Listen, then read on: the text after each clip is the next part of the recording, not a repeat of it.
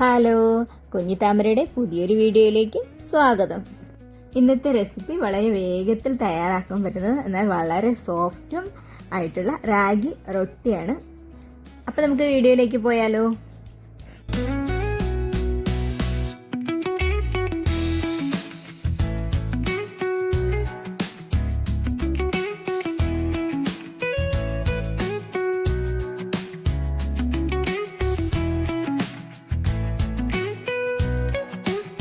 ആദ്യം നമുക്ക് മാവൊന്ന് തയ്യാറാക്കിയെടുക്കാം. അതിനായി ഇതേപോലെ നല്ല ചുവട് കട്ടിയുള്ളൊരു പാത്രം എടുക്കുക. അതിലേക്ക് ഞാനിപ്പോൾ 1/2 കപ്പ് വെള്ളമാണ് ഒഴിച്ചു കൊടുക്കുന്നത്. നല്ല വെള്ളം നന്നായിട്ട് നമുക്ക് വെട്ടി തിളപ്പിച്ചെടുക്കാം. അതിലേക്ക് 1 ടീസ്പൂൺ എണ്ണ ഒഴിച്ചു കൊടുക്കുന്നുണ്ട്. അതിലേക്ക് ആവശ്യത്തിനുള്ള ഉപ്പ്, ഞാനിപ്പം 1/4 ടീസ്പൂൺ ഉപ്പാണ് ഇട്ട് കൊടുത്തിരിക്കുന്നത്. 1/2 കപ്പ് വെള്ളത്തിലേക്ക് 1/4 ടീസ്പൂൺ ഉപ്പിട്ട് കൊടുത്ത് നന്നായിട്ടൊന്ന് തിളപ്പിച്ചെടുക്കണം. നല്ല വെട്ടി തിളപ്പിച്ചെടുക്കണം. ഇതിലേക്ക് നമുക്ക് 1/2 കപ്പ് മാവാണ് ചേർത്ത് കൊടുക്കുന്നത്. 1/2 കപ്പ് വെള്ളത്തിന് 1/2 കപ്പ് മാവ്. ഞാനിപ്പോൾ മാവ് ഫുള്ളായിട്ട് ആദ്യം തന്നെ ചേർത്ത് കൊടുക്കണില്ല. ഇതിൽ പാതി ഇട്ട് നന്നായിട്ടൊന്ന് ഇളക്കിയെടുക്കണം. അപ്പോൾ നമുക്ക് മാവിട്ട് കൊടുക്കുമ്പോഴേക്കും തീയൊക്കെ ഓഫ് ചെയ്ത് വയ്ക്കാം. എന്നിട്ട് വേണം മാവിട്ട് കൊടുക്കാനായിട്ട് തന്നെ. ഞാനിപ്പോൾ പാതി മാവിടുന്നുണ്ട്. എന്നിട്ട് സ്പൂൺ വെച്ചിട്ട് നന്നായിട്ട് ഇളക്കി കൊടുക്കണം. നല്ല സ്പീഡിൽ വേഗം തന്നെ നന്നായിട്ട് ഇളക്കി കൊടുക്കണം. ഒന്ന് നന്നായിട്ടൊന്ന് കുറുകി കഴിയുമ്പോഴേക്കും അതിലേക്ക് ബാക്കി മാവ് കൂടി ഇട്ട് നന്നായിട്ട് ഇളക്കി എടുത്ത് വയ്ക്കുക. 1/2 കപ്പ് മാവിന് ഏകദേശം മീഡിയം സൈസിലുള്ള 5 ചപ്പാത്തി ഉണ്ടാക്കാം. അപ്പോൾ നിങ്ങളുടെ ആവശ്യത്തിനനുസരിച്ച് മാവിൻ്റെ അളവ് കൂട്ടിയെടുക്കുക. ഇതേ രീതിയിൽ നന്നായിട്ടൊന്ന് ചൂടോടെ തന്നെ ഇളക്കിയെടുത്താൽ മതി. നമുക്ക് അടുപ്പിൽ നിന്ന് മാറ്റി വെച്ച് നന്നായിട്ട് ഇളക്കി കൊടുക്കാം. മാവിന് നല്ല ചൂടുണ്ടാവും, അതുകൊണ്ട് കൈയിട്ടൊന്നും ആരും ഇളക്കില്ല. നന്നായിട്ടൊന്ന് ഇളക്കി അതിന് ശേഷം ഇത് നമുക്കൊന്ന് അടച്ച് വയ്ക്കാം. ഒരു 5 മിനിറ്റ്. ഇതിൻ്റെ ചൂടൊന്ന് കുറഞ്ഞ ശേഷം നമുക്കൊന്ന് ഇളക്കിയെടുക്കാൻ പറ്റുള്ളൂ. കൈവച്ചൊന്ന് കുഴച്ചെടുക്കാൻ പറ്റുള്ളൂ. അപ്പോൾ ഒരു 5-10 മിനിറ്റ് നമുക്കിതൊന്ന് റെസ്റ്റ് ചെയ്യാൻ വയ്ക്കാം.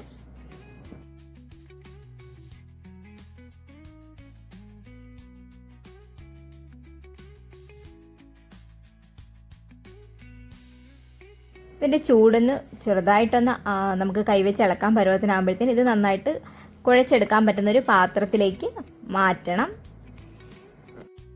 അപ്പോൾ ഇത് നമ്മുടെ കയ്യിലൊക്കെ ചെറുതായിട്ടൊന്ന് ഒട്ടിപ്പിടിക്കും. അപ്പോൾ അത് ഒഴിവാക്കാനായിട്ട് കയ്യിലേക്ക് നമുക്ക് ശകലം നെയ്യോ എണ്ണയോ വല്ലതും തേച്ച് കൊടുത്താൽ മതി. എന്നിട്ട് ഇളക്കി എടുത്തു കഴിഞ്ഞാൽ കയ്യിലൊന്നും ഒട്ടിപ്പിടിക്കില്ല. അപ്പം ഈ സമയത്ത് നിങ്ങളുടെ മാവിന് വെള്ളക്കുറവുണ്ടെന്നുണ്ടെങ്കിൽ, അത് നല്ലോണം ഇതുപോലെ ചപ്പാത്തിക്ക് കുഴക്കണ പോലെ നല്ല രീതിയിൽ കുഴഞ്ഞ് കിട്ടണില്ല എന്നുണ്ടെങ്കിൽ നമ്മൾ കൂട്ടിനൊക്കെ മാവിങ്ങനെ വെള്ളം തളിച്ചു കൊടുത്ത് ഇളക്കിയെടുക്കില്ലേ, അതേ രീതിയിൽ വെള്ളം തളിച്ചു കൊടുത്ത് ഇടയ്ക്കെടുക്കാവുന്നതാണ്. ഞാനിപ്പോൾ എടുത്തിരിക്കുന്ന വെള്ളം ഇതിന് കറക്റ്റാണ്. മാവിൻ്റെ അനുസരിച്ച് കുറച്ച് വ്യത്യാസം വരും. പൊടിയില്ലേ, അപ്പോൾ നല്ല ഡ്രൈ ആയിട്ടുള്ള പൊടിയാണെന്നുണ്ടെങ്കിൽ ഒരു 2 സ്പൂണോളം വെള്ളം അധികം ചേർക്കേണ്ടി വരും. അപ്പോൾ ഇതിനനുസരിച്ച് നിങ്ങൾ ചേർത്ത് കൊടുക്കുക. ഇപ്പോൾ നമ്മൾ കുഴച്ചെടുക്കുമ്പോൾ നന്നായിട്ടൊന്ന് കുഴച്ചെടുത്താൽ മതി. നമ്മൾ ആട്ട കുഴക്കണ അത്രയൊന്നും ബുദ്ധിമുട്ടില്ല. വളരെ ഈസി ആയിട്ട് നമുക്ക് കുഴച്ചെടുക്കാം.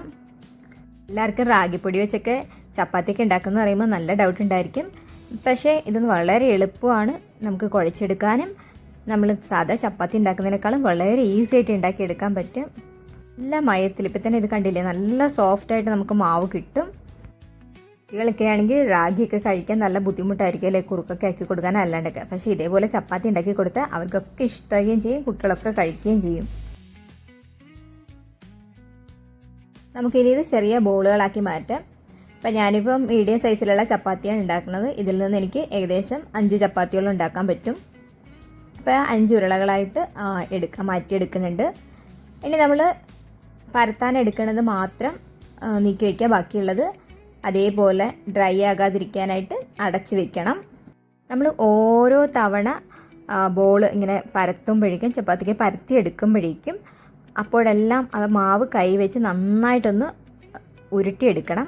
നന്നായിട്ടൊന്ന് കുഴച്ച് ഒന്നുകൂടെ ഒന്ന് സോഫ്റ്റ് ആക്കി എടുക്കണം. നമ്മുടെ കയ്യിൽ വെച്ചിട്ട് തന്നെ ഒന്ന് ഇതേപോലെ ഒന്ന് ബോളാക്കി നല്ലോണം ആക്കി എടുത്താൽ മതി. അപ്പം മാവ് കുറച്ചുകൂടെ നല്ല സോഫ്റ്റായി കിട്ടും. ഇത് എപ്പോഴും ചെയ്യണം. ഓരോ തവണ ചെയ്യുമ്പോഴും ആദ്യം ഈ സ്റ്റെപ്പ് ചെയ്യാം, മറക്കല്ല്.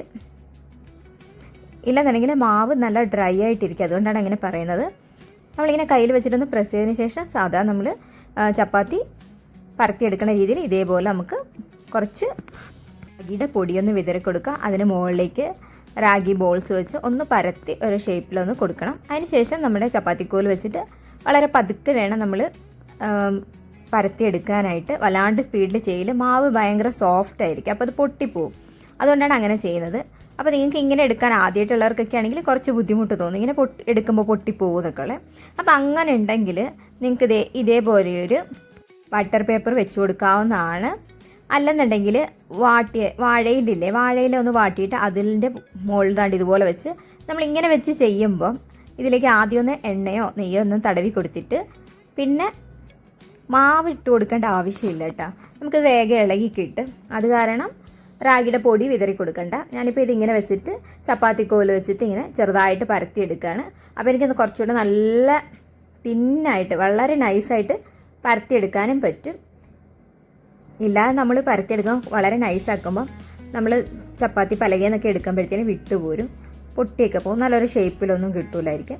പക്ഷേ നിങ്ങൾക്ക് ഇങ്ങനെ ചെയ്ത് കഴിഞ്ഞാൽ വളരെ നല്ല നൈസായിട്ട് നല്ല റൗണ്ട് ഷേപ്പിൽ പരത്തിയെടുക്കാൻ പറ്റും. ഇനി ഇത് നമ്മൾ ഈ ബട്ടർ പേപ്പറിൽ നിന്ന് ഇളക്കിയെടുക്കുകയല്ല ചെയ്യുക. ഇത് നേരെ നമ്മൾ ചപ്പാത്തിക്കല്ല് അടുപ്പിൽ വെച്ച് നന്നായിട്ട് നമ്മുടെ തവയൊക്കെ ഇല്ലേ അടുപ്പിൽ വെച്ച് ചൂടായി കഴിയുമ്പോഴേക്കും അതിലേക്ക് പേപ്പറോട് ഇങ്ങനെ കമഴ്ത്തി കൊടുക്കുകയാണ് ചെയ്യുക. കണ്ടോ, ഇതേ രീതിയിൽ കമഴ്ത്തി കൊടുക്കണം. എന്നിട്ട് അപ്പം തന്നെ ഇളക്കിയെടുക്കാൻ നിൽക്കല്, ഒന്ന് ഡ്രൈ ആവുന്നവരെ ഒന്ന് വെയിറ്റ് ചെയ്യുക.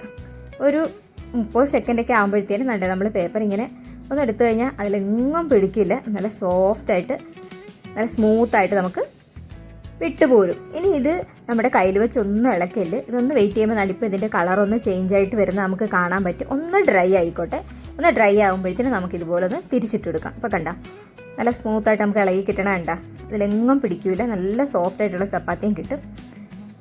ഇനി നമുക്കിത് മറിച്ച് നിന്നിട്ട് കൊടുക്കാം. മീഡിയം ഫ്ലെയിമിൽ വേണം വെക്കാനായിട്ട്, വല്ലാണ്ട് തീ കൂട്ടി വെച്ച് വേവിച്ചെടുക്കാൻ ശ്രമിക്കല്ലേ.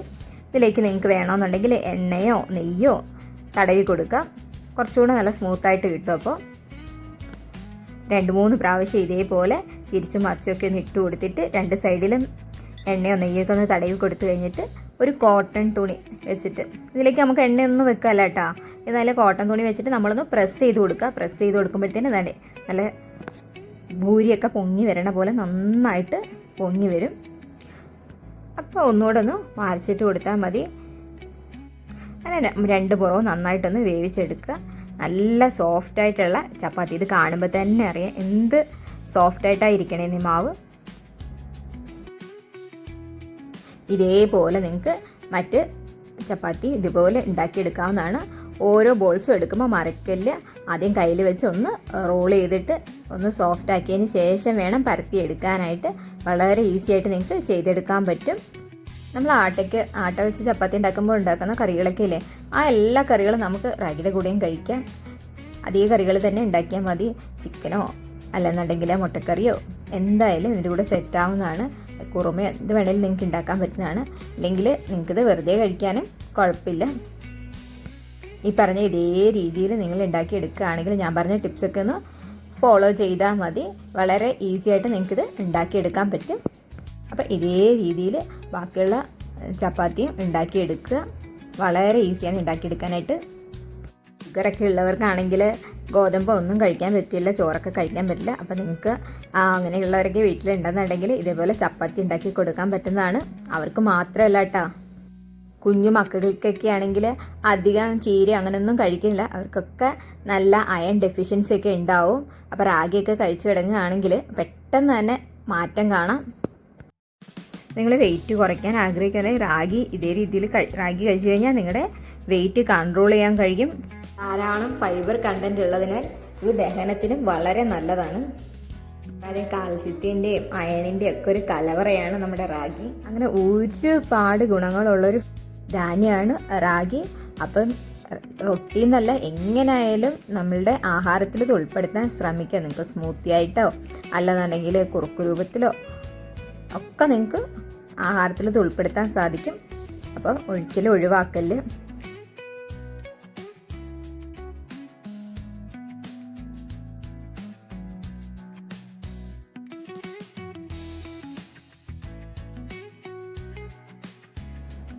ഇത് മുറിക്കുമ്പോൾ തന്നെ കണ്ടേ എത്ര സോഫ്റ്റായിട്ടാണ് നമ്മുടെ ചപ്പാത്തി ഇരിക്കണേന്ന്. ഈ ചപ്പാത്തി കണ്ടു കഴിഞ്ഞാൽ റാഗി വെച്ച് ഉണ്ടാക്കിയതാണെന്ന് പറയുമോ, അത്ര സോഫ്റ്റായിട്ടല്ലേ ഇരിക്കണത്.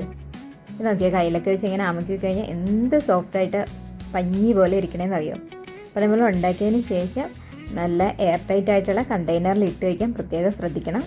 നിങ്ങൾ വളരെ ഹെൽത്ത് കോൺഷ്യസ് ആയിട്ടുള്ള ആളാണ്, ഹെൽത്തി റെസിപ്പീസൊക്കെ കാണാൻ താല്പര്യം ഉണ്ടെന്നുണ്ടെങ്കിൽ എൻ്റെ ചാനലിൽ ഹെൽത്തി റെസിപ്പീസ് എന്നൊരു പ്ലേലിസ്റ്റ് ഉണ്ട്. അതിൽ ഇതേപോലുള്ള ഹെൽത്തി ആയിട്ടുള്ള കുറേ റെസിപ്പീസ് ഉണ്ട്. അപ്പോൾ ആ വീഡിയോ ഒക്കെ ഒന്ന് കണ്ടു നോക്കാം. അപ്പോൾ ഇതുപോലുള്ള വീഡിയോ കാണാൻ താല്പര്യം ഉണ്ടെന്നുണ്ടെങ്കിൽ ചാനലിന് സബ്സ്ക്രൈബ് ചെയ്തോളൂ. ഇതുപോലുള്ള വീഡിയോകൾ ഇനിയും ഞാൻ അപ്ലോഡ് ചെയ്യുന്നതായിരിക്കും. വീഡിയോ ഇഷ്ടമായാൽ ലൈക്ക് ചെയ്യുക, കമൻറ്റ് ചെയ്യുക. അപ്പോൾ നിങ്ങളുടെ ഫ്രണ്ട്സിനോട് ഷെയർ ചെയ്ത് കൊടുത്ത് സപ്പോർട്ട് ചെയ്യുക. അപ്പോൾ മറ്റൊരു വീഡിയോയുമായിട്ട് വീണ്ടും കാണാം.